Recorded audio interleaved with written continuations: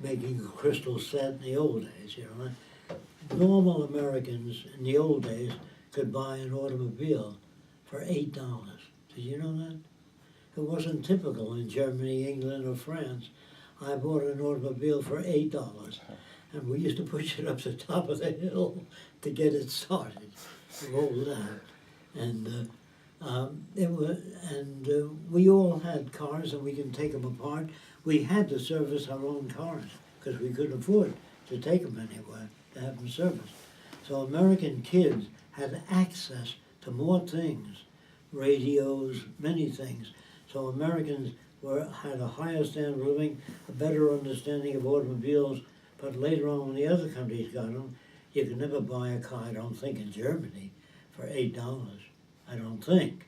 So Americans had a head start, you know, not because we're Americans, because Henry Ford made the automobile. And Henry Ford went to banks which were owned by Jews, and he tried to get money, and they wanted so much interest that he turned against the Jews, and he used to write articles in a daily newspaper that he published, anti-Jew all the time. So the Jews got mad at Henry Ford, and every time a car crashed, they photographed Ford and the crash of the car. Said, get off our backs, we'll get off your backs. The Jews were fucked up, the French were fucked up, everybody was. They were all in this system of persecuting one another. Do you understand what I mean? So racism worked out. So you got all these different problems. Then you had young girls, the boss used to pinch their ass all the time or reach for their tits. And the girls had stopped that and they lost their job. So the girls said, look, I might as well become a whore and I can make $50 a week rather than $7 a week. So they became whores, guys, goddamn whore. Whores, men are whores. When you sell your music on television to sell soap, you're a whore.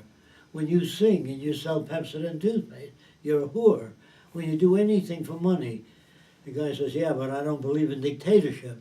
When you go into a factory, when you punch that time clock, that's a dictatorship. They don't say, what would you like to do? You get on there and drill holes in this metal. Every industry is a dictatorship. Do you understand that? Some people say, I don't want to live in a dictatorship. Also, when you leave the parking lot, it says no left turn. And parking for Mr. Zimmerman, it says names. You can't park any place you want to. You park where you can. That's a dictatorship. People don't realize that. Do you understand? When a nurse goes to work, the doctor doesn't say, what would you like to do? Just give me Hemostat. The nurse gives it to him. Give me clamps. The nurse gives it. That's a dictatorship. So every working industry is a dictatorship. The government dictatorship, yeah, you have to pay taxes or you lose your home. And if you don't get a driver's license every year, you're fined. That's a dictatorship. But there are different types of dictatorships. We have no armies, no navies in the Venus Project. It's the nearest thing to freedom you'll ever get. So, if you don't like the Venus Project, tell us what it is you don't like about it so we can understand that. There's nothing in it to hurt anybody. Anything else you want covered, I may have missed. Not sure it's relevant to the direction, but any experiences with hobbies or exercise or music in your private life that maybe led you? Any experience with hobbies or music in your private life? Yes. Or forgot the other? I used to play the piano a little bit, and I used to like the music of my day, jazz, you know, and then later moved to classical music.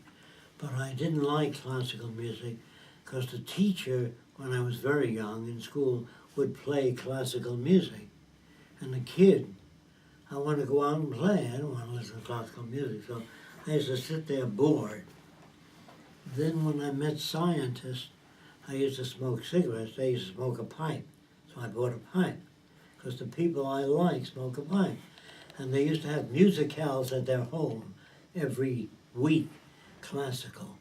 So I used to listen to it, and I learned to like it by association. And then I smoked a pipe. Then later on, when I found out tobacco produces cancer, I gave up the pipe. Roxanne pressed me, says don't smoke, and I gave it up. But I gave it up after I learned that it was harmful. But they used to advertise smoking and cigarettes. Everybody smart was smoking cigarettes. The movie actors, the presidents, and so everybody wanted to grow up fast and they got cigarettes. They wanted to look smart. But then later, I went to hospitals and I saw autopsies on people that smoked. Wow. If you saw that, you'd give up, right away. So we want to show people, don't say no to tobacco. Show them people choking and dying of cancer from cigarette smoking. Show the lungs. When you put on lung tissue, it stretches. But if you smoke for 20 years, it tears. And the guys can't breathe. You show them choking to death. Don't put up, say no to cigarettes, or this may be harmful to your health. Show those movies. So now we have to spend just as much on advertising against smoking. I don't know how many ads you got on television now against smoking. What do you have in Germany? I don't know. A lot. All right, that's better than nothing. But if you show everybody smoking without the negatives, you're going to make soldiers or killing machines or gangsters if they grow up in environments where they don't earn enough. Okay? I'm gonna put the air on. Let me know if it's too noisy. Okay. Stand back. If you open the windows. It's too noisy Oh, with the okay. windows open. Okay. You got something else you want to cover? Can you tell us something about inventions of yours that are maybe in use out there now, or were in use? Well, that maybe? was, don't forget, years ago. Medical devices, surgical instruments, hip prosthesis, artificial knees, all types of instruments. Also electronic devices, which we use to measure perspiration, sweat, reflexes. And then I made drafting instruments for draftsmen. Their table was cluttered with all kinds of drafting instruments. So I designed racks they fit into, and I designed furniture, school desks with a seat built in, a lot of industrial design products, packaging systems, the silk screen industry improved that. Then I made three-dimensional x-rays without glasses. And I made three-dimensional film without glasses.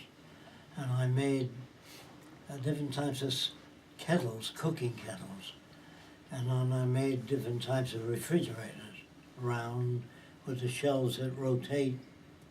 And I designed hundreds of safety devices for airplanes. And not everything I'd like to. Jacque, Yes, speedboats, airbags. I did these little speedboats that the Japanese manufactured. Jet ski. You were the first to do Jet the jet ski, motorboats, sailboats, yachts, ocean-going vehicles where you didn't pick off one container at a time. They're done automatically. They picked off the containers. The whole container section floats off the ship and another one on, and it's used. Otherwise it takes 3 days to unload one at a time. A lot of stuff like that. Aluminum Production house. methods. airbag, lamps, architecture. Helicopters, automobiles, a new automobile with 32 parts. The Volkswagen has 5,500 parts. Jacque, But you yeah. originally did the airbag, I did architecture. the lamp? airbag that fits in front of the car, but then later I realized that the whole inside has to be an airbag.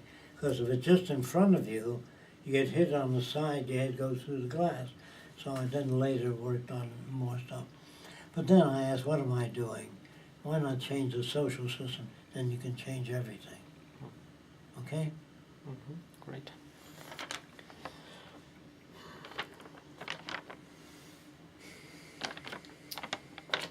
I work with animals a lot. Yeah, that's- Yeah, animals, yeah. I worked with first insects. I wanted to see if I can control the insects. And I found out they responded to chemicals. So if you paint formic acid